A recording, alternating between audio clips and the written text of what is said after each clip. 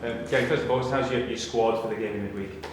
We've got a few little doubts. A few of the players took some heavy blows against Motherwell at the weekend. Alan McGregor landed awkwardly. Brandon Barker was the same. It was a very strong challenge and sort of nearly spun over.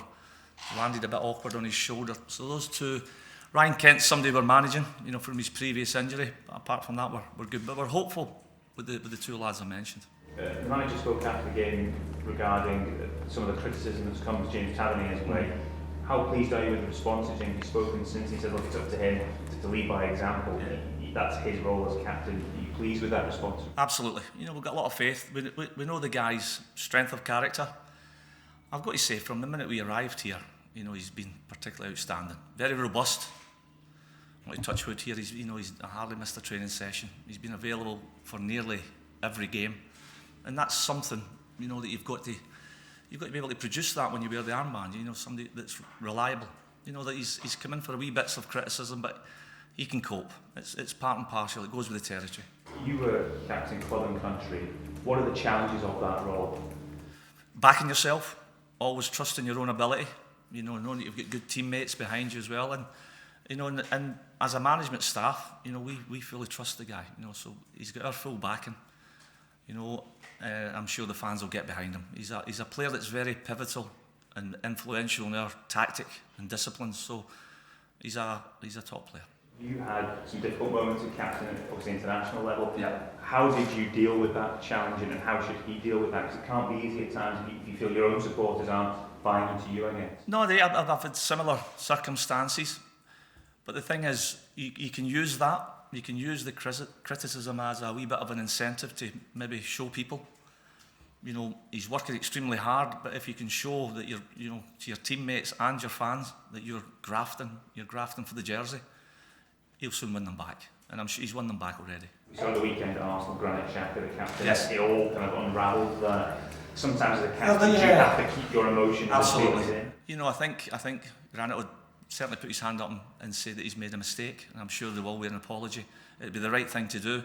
An experienced international footballer, quality footballer, sometimes it's, there's pressurised situations. On this occasion, he could have dealt with it better. If there's a penalty to be taken tomorrow night, will James take it?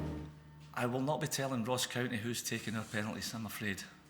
The situation has been spoken about, obviously, but I'm not going to be anything away. Time will tell. Dingwall will be something a bit different for the majority of players. James might be the only one that's not played up with Rangers. Well, the similarities of Dingwall, you would say St Mirren, Livy, Hamilton, although they're both plastic pitches, the surface at Dingwall, I've been up there in previous work with the television. It's a great pitch, and Roy McGregor up at Ross County has always invested pretty heavily on the pitch, because of the extreme weather conditions. The pitch always plays very well, and that suits us. Domestically, how big a lump is this for you, given that all your games in November are away from home? We're away. We're aware that the games are away, but I've got to say, since the start of the season, we've been looking at blocks of games in months, and looking at putting little games together. At Rangers, it just always seems to be an important month. So what we've got to try and do is just treat each game in a wee bit of isolation. Not look too far ahead. Just deal with what's in front of us. I know Stephen spoke about it in the past, but just in terms of how crucial is it that the squad depth is used in this month, because there are so many games, plus the European games. Does this where, the whole bulk of the squad? I think the recruitment in the summer we're really pleased with it.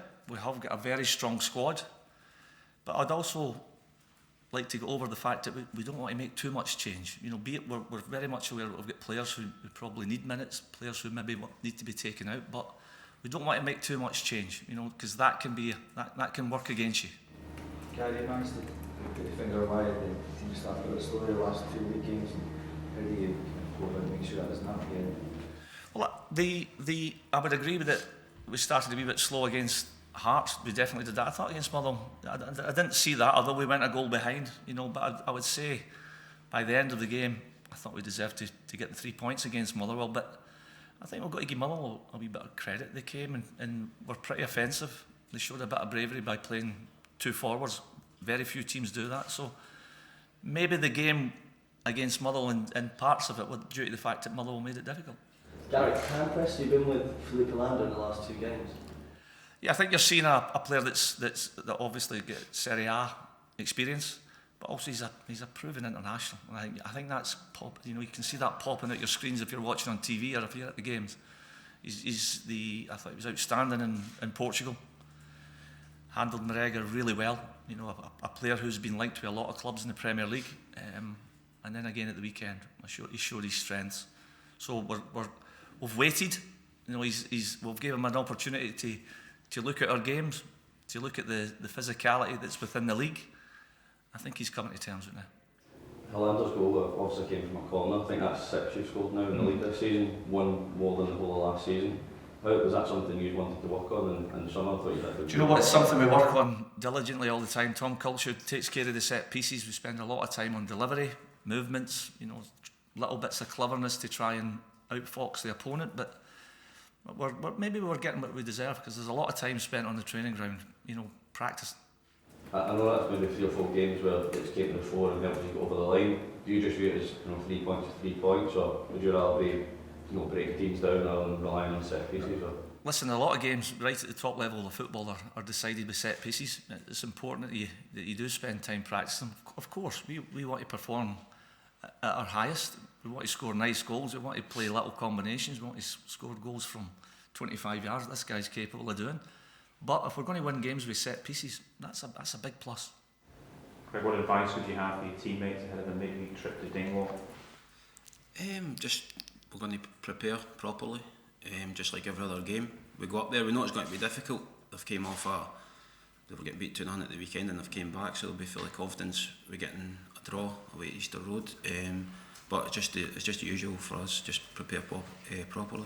How settled in do you feel now? Do you feel part of the group making a contribution now? Since I've came in, all the boys have welcomed me well, the coaching staff as well. All the boys, we all know our jobs. We're drilled well in training every day with the coaching staff. So everyone now, it's been I think 4 months since I've came, and everyone knows our drill. Gareth was speaking about the sort of squad situation. Do you all appreciate the role you have to play? Sometimes you may not start, sometimes it may be a role off the bench. You kind of content with that a lot? Some games don't suit a certain player or a certain opponent. Someone else suits them. The squad's big enough. We've got a lot of good players, different type of players for different games, and it's worked well so far. What was it like on the training ground? Gary was speaking about the squad depth. When you have so many good players in a similar position to you, just what does that do for you in the training ground when you look to your left and your right and you see this quality of player that you're up against in terms of team selection? You certainly need to work really hard, or you won't find yourself in the squad. But every one of the boys have been working hard, which has been good for everyone. Everyone trains well. There's a lot of quality in the squad as well. And as I say again, the coaching staff have got the way we want to play drilled into us, and the boys have took that on board. What was the biggest thing you had to adjust to? Obviously, you've come to the fore in the last 5 or 6 weeks. What did you have to kind of adjust to make sure you were getting a team ready?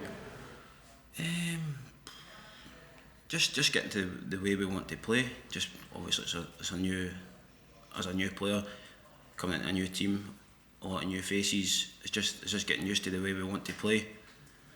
And I felt like in the last coming weeks I've been starting to do that. Obviously it's good contributing to the team, but as long as you work hard every day in training, then you hope that comes out in games. Can I ask you briefly, we're kind of experiencing VAR for the first time in England at the moment. Watching on from the sidelines, are you quite grateful that Scotland doesn't have it as of yet? Yeah, I think so. Absolutely. But I'm just hearing this morning that I think they're now agreeing that they're going to go and use the screens at the side of the pitch. I've just no idea why they haven't been using them. So I think there's now an agreement, or they're now decided that the referees will go and use, the screens at the side of the pitch, and I think that's why it's there. Do you think you would find it difficult to be a player in the current setup with VAR? Do you know what? When it was first put in place, I was a massive fan, but we're now starting to see the wee difficulties that it's thrown up. I still believe in it, but I just think the referee in that particular match should go and use that facility at the side of the pitch. Is there a danger that the pressure of the crowd, of the coaching staff around them may influence them, or would you coaches have to I think we appreciate how difficult a job it is, and we've got to try and help, and that's what VAR was supposed to bring, you know, to make it easier for referees to referee and do their job. So we've got to respect the referees. You're quite happy to sit and watch how it unfolds in Scotland and maybe get over these teething problems before we push things? Well, that's the advantage of not taking it, you know, immediately. You know, the beauty is now that they will hopefully iron out all these little problems before it lands in Scotland.